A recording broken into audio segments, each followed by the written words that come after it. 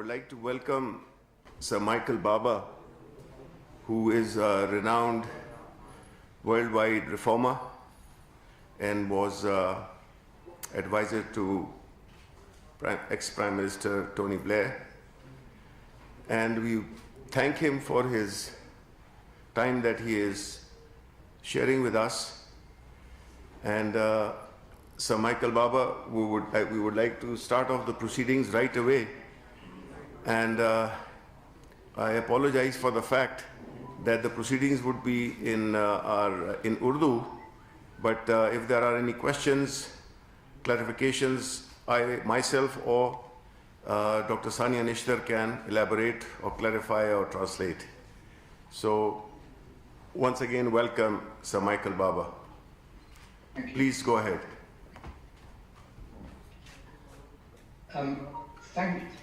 Can you hear me? I just want to check. Is that clear? Is the sound clear? You are loud and clear. Thank you, Minister.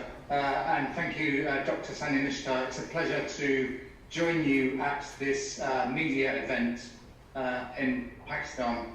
I want to start by saying I'm a long-standing friend of Pakistan. I've visited the country more than 50 times. I've been in the south, in the rural areas. I've been in Lahore, I've been in Karachi, Islamabad, Islamabad. I've been all over the country. I've visited schools, I've visited health centres, and so on. It's a country very dear to my heart, so I'm very proud and honoured to join you this morning. The report we're publishing today, which is available to all of those of you that attend the press conference and will be made public, is about the EZAZ programme.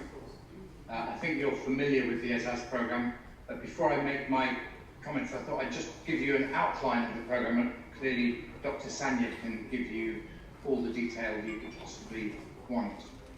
The EZAZ programme is a multi-dimensional anti-poverty programme that has the explicit support of the Prime Minister himself. He himself says, and you'll see it on the front page of the report, that the EZAZ programme is a top priority for me personally and for the whole government.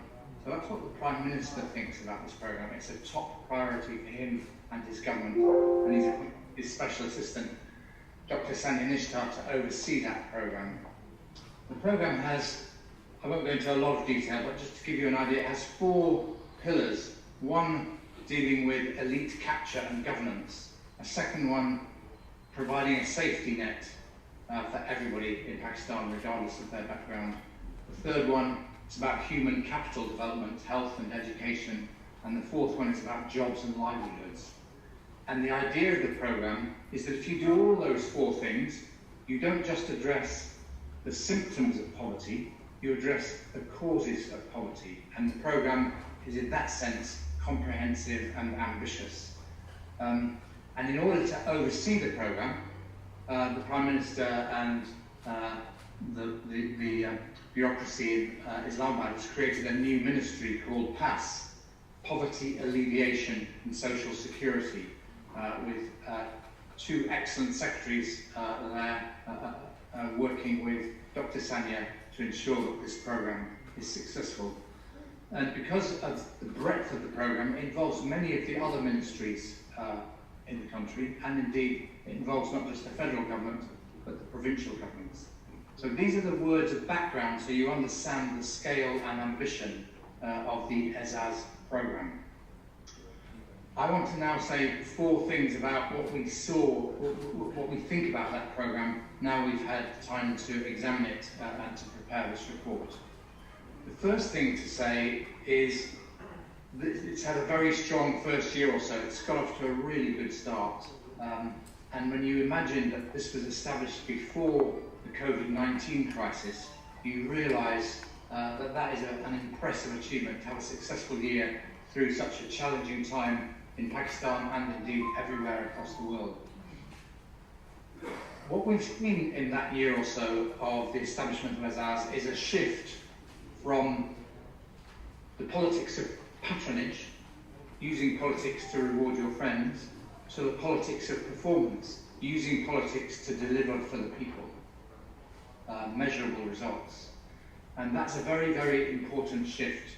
And I congratulate those involved in the ESAS program and Dr. Sania herself for bringing about that shift. And that's the title we've chosen for our report. Let me give an example, because this has been the most urgent priority given the year that we've been living through around the world. I want to give the example of the ESAS Emergency Cash Programme, but remember, it's one part of this wider multi-dimensional programme. The ESAS Emergency Cash Programme is a very large programme delivering cash transfers to 15 million people. And if you take the fact that the average family size in Pakistan is 5 or 6, you're talking about up to 90 million direct or indirect beneficiaries from this programme.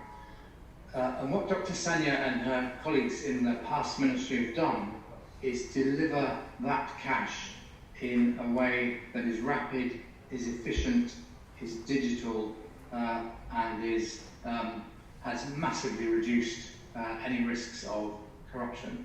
And they've done that by doing it digitally with the best technology, by constantly reviewing it. They've done that by checking the national ID and the bank account of every single individual. And there's been an auditable process. So that's all there for the record, it's auditable. This is very, very impressive to get that amount of cash to that many people that fast and that effectively in these very difficult circumstances that we've been living through. By the way, if you, for some reason, haven't got a bank account, you can opt in, but again, there are rigorous checks on identity. They also, in setting that programme up, removed 800,000, just over 800,000 people from the previous beneficiaries of the BISC programme. They removed beneficiaries, for example, where the spouse had travelled abroad, or the person himself or herself had travelled abroad. They removed beneficiaries where the spouse was a government employee. And in that way, they took 800,000 people off the original list to make sure that the money was actually going to people that it was intended for, to alleviate poverty and not to benefit people who had no right to that money. So that's very impressive. How did that work? Well, in the first part of the year, when the COVID-19 crisis hit Pakistan and everywhere around the world, between March and May, the program design was worked out. The banks were brought on board. 2 banks who won an open competition became the partners of the government, and Sania Nishtar herself spent time every day working with people who were organising that programme in the banks and or in the provinces to make sure that the programme worked and that problems as they arose were solved instantly. That itself was a very, very impressive bit of implementation. And one of the things that Dr. Sania and her colleagues in past ministry have done very well is build good relationships across the federal government, with the cabinet and obviously with the Prime Minister, with the provinces. I've spoken to people in the provinces who are very, very impressed by the way the federal government has organised this. As you know, it's not always the case that people in the provinces in Pakistan think that the federal government has done a good job, but in this case, they unanimously do think that.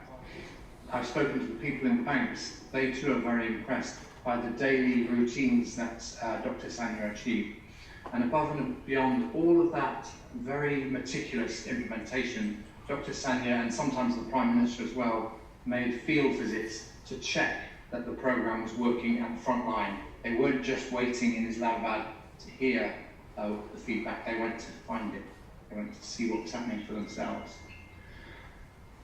So that phase has been really important, and if I can quote a British Prime Minister from the past, Winston Churchill, it's not the end of the programme, it's not even the beginning of the end, but it is the end of the beginning. This first phase has been extremely successful, but now, and you will have seen some of these announcements made in recent weeks, now the issue is to move the programme to be a system-wide delivery system to tackle poverty at its root causes, not just its symptoms, but its causes. And that's the process that's now beginning to happen. one coordinated strategy led by the Prime Minister and by Dr. Sania on his behalf, but involving the whole government. And I believe this will be one of the most ambitious programs anywhere in the world to tackle poverty, and Pakistan should be proud to have that program within its borders. I know Dr. Sania and her colleagues in the past ministry are working to design an effective delivery function to make sure that the whole coordinated strategy, not just the cash transfers that I've talked about, is properly organised, is properly delivered, and is monitored as it's implemented. Problems are solved as they arise. The last point I'll make concerns Dr. Sania's personal leadership of this programme. I've seen many leaders around the world implementing ambitious programmes. That's the work I do in many, many countries. But very few of them have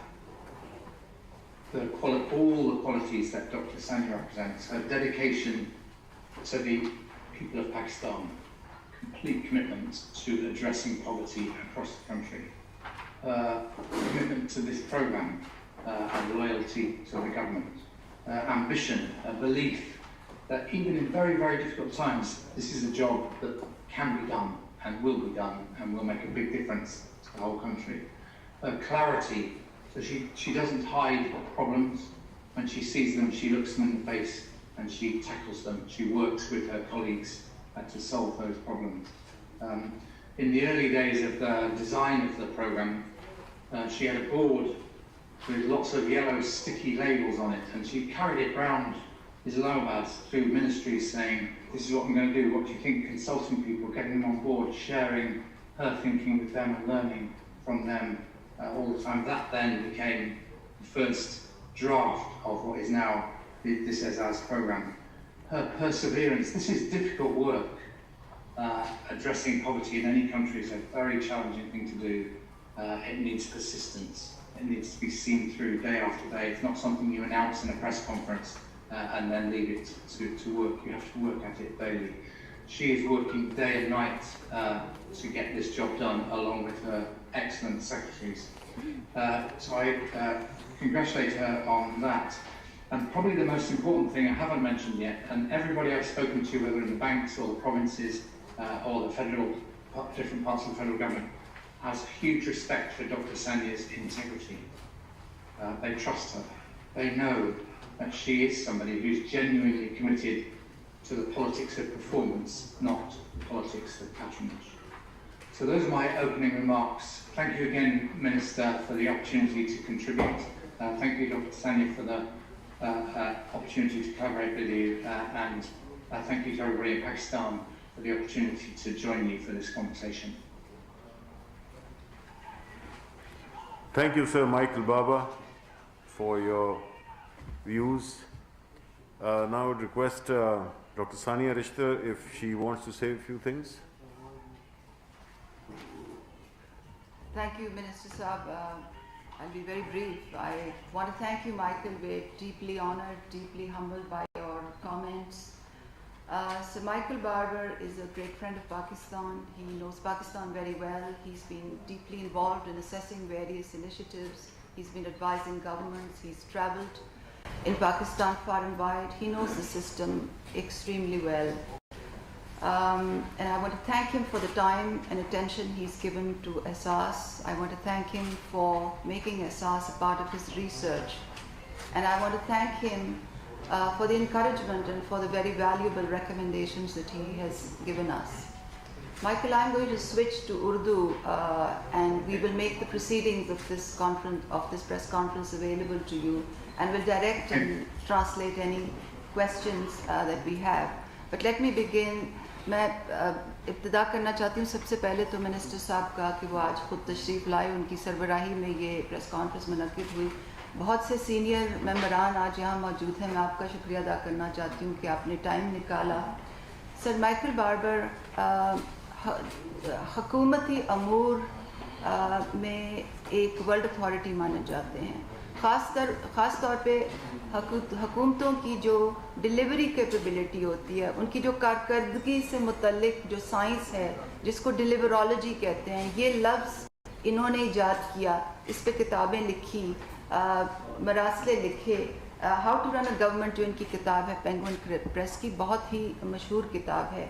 یہ برطانیہ میں 5 سال تک you کے حکومت کی delivery unit کے سربراہ رہے.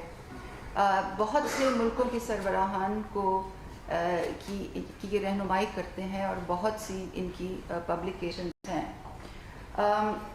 تو ان کی حوصلہ افزائی ہمارے لیے بہت اہم ہے.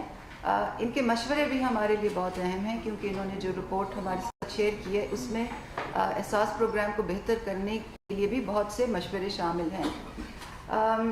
جیسے کہ آپ سب جانتے ہیں، احساس پروگرام ایک امبریلا پروگرام ہے، اور اس کے دائرہ کار میں جو بھی پروگرام چلتے ہیں، احساس کفالت ہے، احساس نشو و نما ہے، تعلیمی وظائف سے متعلق پروگرام ہیں، احساس انڈر گریجویٹ اسکالرشپ ہے، احساس کفالت، احساس تحفظ ہے، احساس آمدن کا پروگرام ہے، احساس ون ونڈو ہے، احساس لنگر کا پروگرام ہے، یہ تمام، اور احساس ایمرجنسی کیش جس کا آپ نے بھی ذکر بھی سنا. یہ تمام پروگرامز جو ہیں ان کا مقصد صرف ایک ہی ہے کہ حقداروں کے ہاتھ میں ان کا حق پہنچے.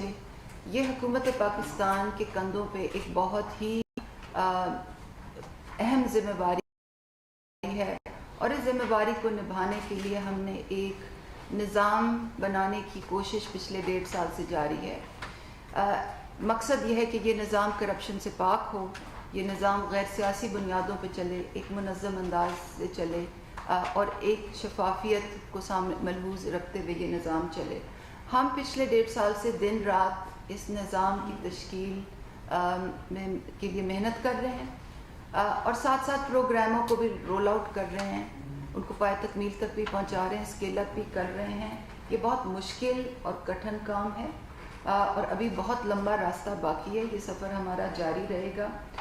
جو بھی ابتدائی کامیابیاں اللہ کی مہربانی سے ہماری حکومت کو نصیب ہوئی ہیں، میں اس میں یہ کہنا چاہتی ہوں کہ اس میں وزیر اعظم کی ڈائریکٹ سربراہی کا بہت بڑا حصہ ہے، کیونکہ جو بھی مشکل فیصلے ہم کرتے ہیں، جو بھی ڈسپلنری ایکشنز ہم کرتے ہیں، جو بھی غیر سیاسی بنیادوں پہ پروگرام کو چلانے کے لیے جو بھی فیصلے کرنے ہوتے ہیں، وہ ان کی ڈائریکٹ سپورٹ کے بغیر بہت ہی مشکل ہو جاتے. تو میں ان کی بہت شکر گزار ہوں کہ انہوں نے ڈائریکٹلی اس پروگرام کی ہماری رہنمائی بھی کی، سربراہی بھی کی، اور مشکل فیصلے کرنے میں جو بھی ہمیں سپورٹ درکار تھی وہ بھی ہمارے پیچھے کھڑے رہے. میں یہ بھی کہنا چاہوں گی کہ اس پروگرام کو سکسیسفل بنانے میں پوری حکومت کی نیک نیتی شامل ہے، اور سب سے یہ بھی میں کہنا چاہوں گی کہ میری ٹیم کی محنت، میرے سیکرٹریز کی نیک نیتی بھی اس میں سب شامل ہے. یہ سفر ابھی ابتدا ہوئی ہے، یہ سفر انشاءاللہ جاری رہے گا. ابھی ہم نے آگے بہت سا کام کرنا ہے، نظام کو ٹھیک کرنے کے حوالے سے بھی، اور نئے پروگراموں کی تشکیل، اور جو ابھی پروگرامز ہیں ان کی اسکیل اپ اور ان کی کوالٹی بہتر کرنے سے بھی متعلق ابھی بہت کام باقی ہے. تو آپ سب کا ساتھ ہمارے لیے بہت امپورٹنٹ ہے، کیونکہ لوگوں تک ہمارا میسج پہنچانا، لوگوں کو اس پروگرام سے استفادہ کرنے کی طریقہ کار سے آگاہی کرنے میں آپ لوگوں کا بہت ہی اہم کردار ہے. اور جب بھی میں یہاں آتی ہوں میں آپ سے یہی اپیل کرتی ہوں کہ آپ ہمارا اس میں ساتھ دیں. جی بہت شکریہ. بہت شکریہ آپ لوگوں نے مدعو کیا. سر many thanks. Sir Michael, this is me, Sayyid Anwarul Hassan from State Broadcasters Pakistan Television News. Sir, as you have mentioned in your opening remarks that you have turned down this report, and you have mentioned that the Asas represents shift from politics of patronage to politics of performance, and you have worked with successive governments in Pakistan. I would like to ask you, tell us that how do you differentiate it from the past governments' social welfare programs, because they have also initiated few programs in their tenures as well. How Asas program is more significant, effective in tackling and confronting poverty in Pakistan? The second part of my question is, what is the way forward would you suggest as we are confronting the second wave of coronavirus in Pakistan, so as the world? But by the way, in a lighter vein, you guys are lucky as UP has started vaccination for COVID-19. We are still in the process of procuring it. How we can effectively curb our poverty, because in your report you have mentioned that almost a quarter of Pakistan population continues to live below the national poverty line. What is the way forward, sir? Thank you. Minister, would you like me to answer now? I think Yeah, sure.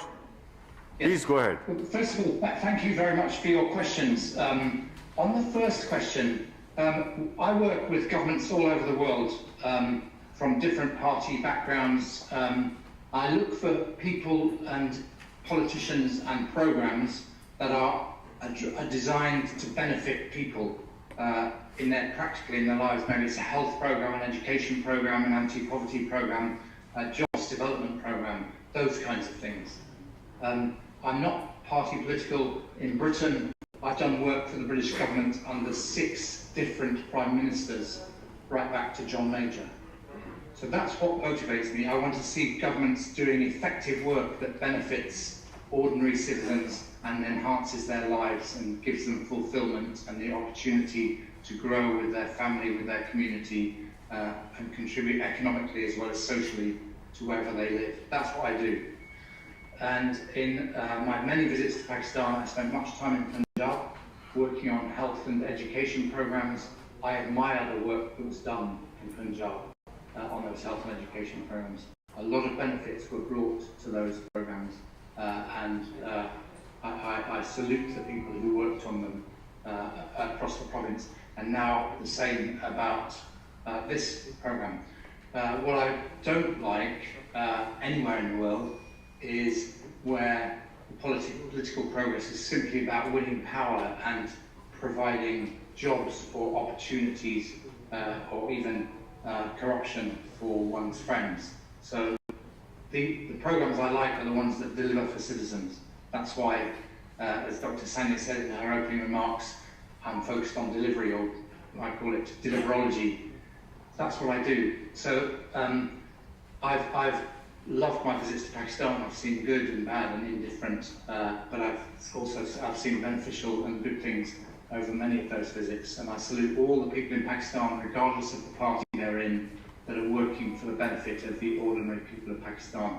And I salute very much the current Prime Minister, Dr. Sania, and her colleagues in government for the work they're doing on anti-poverty. As I said earlier, I think it will be an example, not just of great work in Pakistan, but an example to the world as to how to tackle poverty.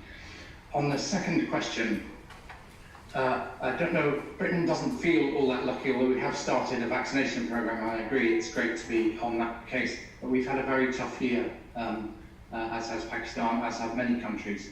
I think that we've learnt collectively as a world how to manage this pandemic. We've got better at it. I spent yesterday talking with the leadership of the World Health Organization about the management of the pandemic, what we've learnt and what we can do in the future to minimise the damage of events such as the COVID-19 crisis.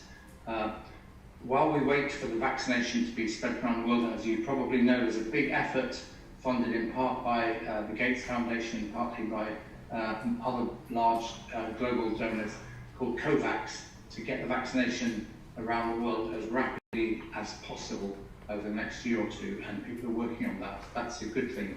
But in the meantime, all the things we know about social distancing, about people wearing masks, as we see the Minister and Dr. Sania doing now, all of those things, the basic habits that we've seen are necessary, need to be seen through in Pakistan. And although the first vaccination has happened in Britain, it will take many months before that is spread around the country, and we have to be careful for a bit longer. And the challenge for every government is to balance managing the health crisis while keeping the economy at least ticking over and hopefully growing. And coming to the final part of your question about tackling poverty, one of the things I like about ESAS is the 4 strands. It's not just cash transfers, which are important, but they don't solve the problems in the long run. It's not just about dealing with elite capture and changing the governance of programs, although that is also important. It's also about human capital development. You've heard recently the Wasila program announced by the Prime Minister and Dr. Sania, directly addressing education. There's scholarships for both young women and young men to go on into higher education. Again, absolutely fundamental to tackling poverty in the long run. And then there's a program still coming through on jobs and livelihoods. In the end, tackling poverty is about giving people opportunity and enabling them to seize those opportunities so they don't depend on government cash, they can make their own way in life. And I love the fact that the EZAZ program is such a comprehensive, multi-dimensional program. Thank you. عظیم صدیقی شبلی فراز صاحب آپ کے توسط سے محترمہ ثانیہ نشتر صاحبہ سے یہ سوال ہے کہ کیا ایسا ممکن نہیں ہے کہ مستقل بنیادوں پہ غربت مٹاؤ پروگرام کے تحت جو سکھ انڈسٹریز ہے خصوصی طور پہ صوبہ خیبر پختونخوا اور دیگر جگہوں پہ اگر یہ رقم جو ایڈھاک بنیادوں پہ آپ دے رہی ہیں ماہانہ بنیادوں پہ یا 3 مہینے بعد اگر اس کا کو جس طرح مختص کر دیا جائے تو لوگوں کو مستقل بنیادوں پر روزگار فراہم ہو سکتا ہے اور حکومت کا بہت بڑا صدقہ جاری ہوگا. تھینکس. جی حکومتی نظام میں جو سب سے پہلے تو آپ بالکل صحیح فرما رہے ہیں کہ غربت کا جو مسلمہ خاتمہ ہوتا ہے وہ تبھی ہوتا ہے کہ جب روزگار پیدا ہو, جب معیشت کا پہیہ چلے, جب انڈسٹری چلے, جب روزگار پیدا ہو, لوگوں کو روزگار ملے اور وہ اپنے اور اپنے بچوں کا پیٹ پال سکیں. تو وہ تو آپ بالکل صحیح فرما رہے ہیں. حکومتی نظام میں جو ڈفرینٹ منسٹریاں ہوتی ہیں وہ ان کے اپنے اپنے کام ہوتے ہیں اور ہماری جو منسٹری آف انڈسٹریز ہے وہ اس سلسلے میں مربوط پالیسیز بنا بھی رہی ہے اور اس کے ثمرات آپ کے سامنے بھی آ رہے ہیں. ابھی حال ہی میں وزیر اعظم صاحب فیصل آباد میں تھے اور آپ نے دیکھے کہ وہاں پہ جو امپیکٹ آیا ہے وہ بھی آپ نے فرسٹ ہینڈ دیکھا. کیش ٹرانسفرز کا, سماجی تحفظ کا, سوشل پروٹیکشن کا غربت کے خاتمے میں ایک خاص کردار ہوتا ہے ان لوگوں کے لیے جو اپنے پیروں پہ کھڑے نہیں ہو سکتے, جن کو حکومت کی معاونت چاہیے ہوتی ہے, جو انتہائی غریب ہوتے ہیں, انتہائی مستحق ہوتے ہیں, ان میں بہت خصوصی افراد ہوتے ہیں. اور ہماری حکومت کی زیادہ سے زیادہ یہی کوشش ہے کہ جو ثمرات ہیں سماجی تحفظ کے وہ ان لوگوں کو ملیں جو سب سے نیچے ہیں اور جو سب سے اس کے سے حقدار ہیں. اس کے ساتھ ساتھ بھی میں یہ بھی کہنا چاہوں گی جیسے کہ سر مائیکل باربر نے بھی فرمایا کہ احساس کے دائرہ کار میں بھی جو ہمارے بلا سود قرضے کا پروگرام ہے اس کے تحت 80,000 قرضہ جو ملتا ہے ہر مہینے, جو آمدن کا پروگرام ہے وہ بھی روزگار کے مواقع فراہم کرنے کے لیے ہے. تو ایسا نہیں ہے کہ احساس صرف کیش ہی دیتا ہے مگر اس میں بھی روزگار کے کافی مواقع ہیں. مگر جیسے کہ میں نے پہلے عرض کی حکومتی نظام میں اور جو منسٹریاں ہیں ان کا مسلمہ کام یہ ہے کہ یہ وہ سکھ انڈسٹریز کی بحالی کے لیے کام کرے جو ایک بہت ہی اہم آبجیکٹو ہے اور جس کی طرف آپ نے بالکل ٹھیک نشاندہی کی ہے. Sir Michael, I am Shravla from Down Television. Sir, your report is in my hand, but I have not read this. But I have some question about this report and your analysis. Have you visited ground realities after coronavirus about this report, or you have used the official data of the government of Pakistan to analyze or to write this report? And second question is this: after March, Pakistani government announced 1.2 trillion program for the COVID-19, and they have distributed 12,000, almost 70 or $71 per family for 3 months. And this is equal to our, if you distribute in monthly, is $21 or $23 almost. In a country where the inflation, particularly the food inflation, is highest in the region, it is 15 to 16%. Are these amount is enough, $23 per month for a family, which is living the level of the poverty level? Your comments, please. Dr. Sania, I wonder if you could, I found that hard to hear some of that. I wonder if you could just summarise the question for me. I'm sorry, thank you to the journalist for the question, but it was hard to follow. So our colleague from Dawn Television basically asked two things. He said that what was your methodology? Were you on ground when you were collecting data, or did you rely on secondary data, secondary information? Did you do any primary data collection? That was the first part of his question. And secondly, he said that the government had a certain package in the COVID context, and under the SARS Emergency Cash Program, each eligible family got an equivalent of $21 to $22 per month for 3 months. So he's asking whether you think that was adequate given the current inflation trends. Thank you for the question. Thank you, Dr. Sania, for summarising it clearly.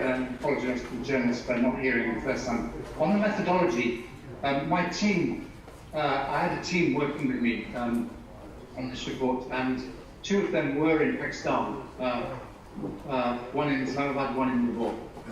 I personally have done all my interviews remotely using this technology. During the pandemic year, travelling has not been possible, as you know, but we have had members of the team in Pakistan on the ground, and they have done interviews in Islamabad and indeed in Lahore. But again, everybody's travel is restricted, even within Pakistan. So we've done our best on that. We've read a lot of the reports that have been produced on this and summarised them, learned the lessons from them. We've interviewed key people, as I mentioned, in the banks involved, in the provinces involved, across the federal government. So we've read reports. We've also taken reports not just from government, but independently produced by aid agencies or whatever. So we've looked at a lot of secondary sources. We've done a lot of primary research directly, interviewing people involved in the programme in different ways, and taking their perspectives into account. And the team of 4 of us, 2 of them were permanently in Pakistan, and indeed are proud citizens of Pakistan. On the package, look, the emergency, the ESA's emergency cash transfers were very, very important. They were a lifeline for 15 million people and their families. You can always argue about what's enough, but they made all the difference to those families. So I think that was a great step forward. You mentioned the inflation rate. I think that's really a question for Dr. Sania and the government to be thinking about what happens to that cash transfer programme in the future. That's not part of our report, but clearly it's something any government would need to keep under review. Just a quick response on the inflation aspect. You would notice that one of the 142 actions of SARS is inflation adjustment of the cash transfer. So yes, we are working on that. But as far as the size of the cash transfer goes, in terms of SARS emergency cash, that was calculated based on basic subsistence need for 3 months, which is what the government was looking at in March when COVID-19 had struck and the country went into a lockdown. Pakistan में तो मौजूदा लहर के दौरान lockdown नहीं किया गया, लेकिन आज़ाद कश्मीर में गुज़श्ता काफ़ी दिनों से लॉकडाउन है। वहाँ कारोबारी जो अफराद हैं मुतासर हैं और आम आदमी भी। तो आपने पहले पैकेज में तो जो भी उनको दिया, लेकिन इस लहर के दौरान आज़ाद कश्मीर की जो कारोबारी तबका है उनके लिए क्या पैकेज का ऐलान किया है और कितना किया, कितनी रकम अखज़ की गई है आपने?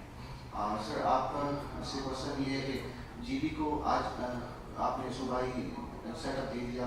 आज इंसानी हुकूक की जो आलमी दिन के मौके के ऊपर आज़ाद कश्मीर क्या समझते हैं कि आज़ाद कश्मीर में भी आइंदा सूबाई सेटअप बना देना चाहिए, क्या तजवीज़ है?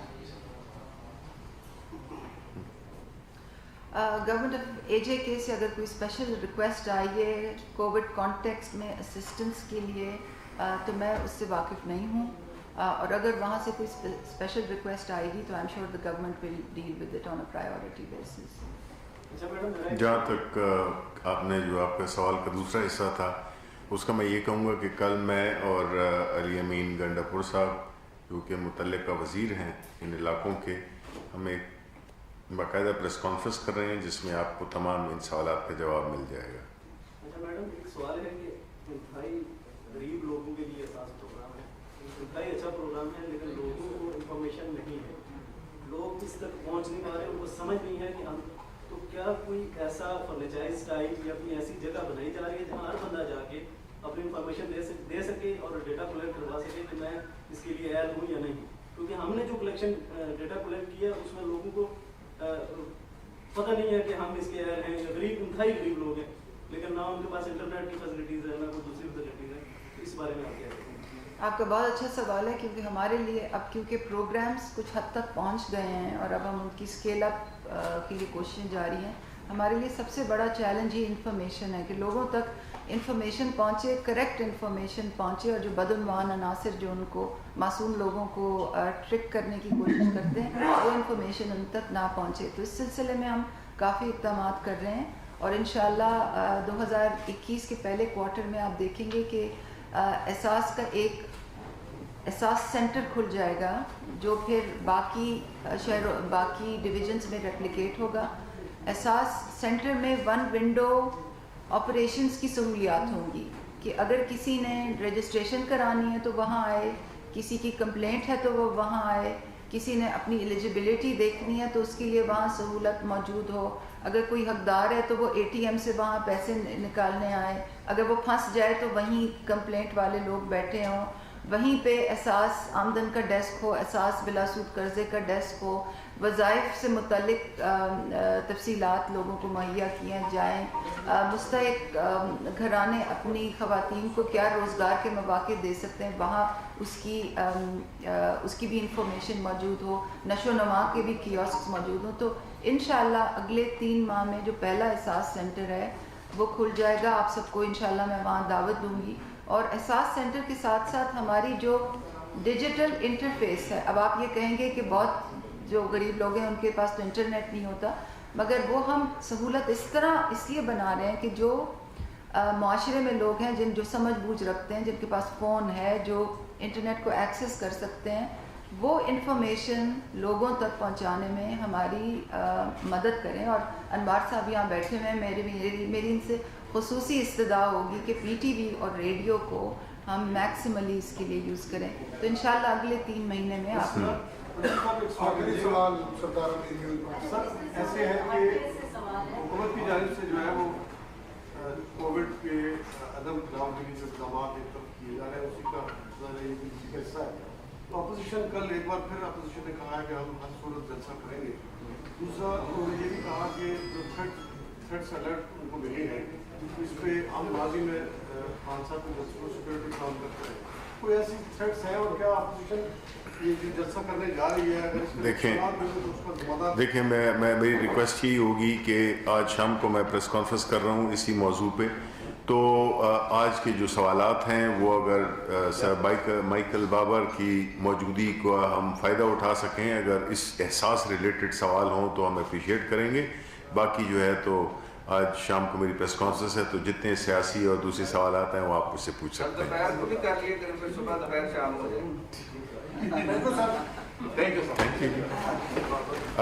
ایک سیکنڈ ہم شکریہ تو ادا کر رہے ہیں اپنے جو thank you very much Sir Michael Baba, you have been extremely kind and you gave us your very precious time to share with us your findings and also guiding us. We really appreciate your contribution to the people of Pakistan and elsewhere in the world, and we will continue to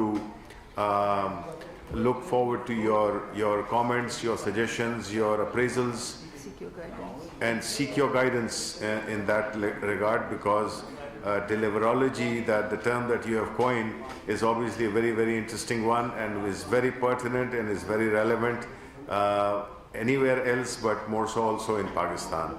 So thank you very much, Sir Michael Baba, for your kindness. Thank you, Minister. Thank you, Minister. And I will always be a friend of Pakistan. And shukriya, Minister Saab. Thank you, sir. वज़ीर इत्तलात senator Shibli Faraz और मुआवन खुसूसी Sania Nishtar media briefing दे रहे थे। Media briefing के दौरान बरतानवी इदारे delivery associates के chairman sir Michael Babar भी बजरिया video link शरीक थे। सर माइकल बाबर की जानिब से कहा गया कि एहसास प्रोग्राम के तहत उठाए गए इकदाम काबिल तारीफ हैं। सर माइकल बाबर ने कहा कि कोरोना सूरत हाल में पसमानदा तबके के लिए हुकूमत पाकिस्तान ने अहम इकदाम उठाए हैं जो काबिल सिताइश हैं। मुआवन खुसूसी डॉक्टर सानिया निश्तर की जानिब से कहा गया कि एहसास प्रोग्राम की छतरी तले मुतादिद मंसूबे जारी हैं और तमाम मंसूबों का मकसद पसमानदा तबके की बहाली और हकदार को उसका हक देना है। उन्होंने कहा एहसास प्रोग्राम में शफाफियत और मेरिट को यकीनी बना रहे हैं। तमाम मंसूबों में सियासी वाबस्तगी से बालातर होकर मुस्तहकीन को ताउन फराहम करना पाकिस्तान तहरीक इंसाफ की हुकूमत का विजन है।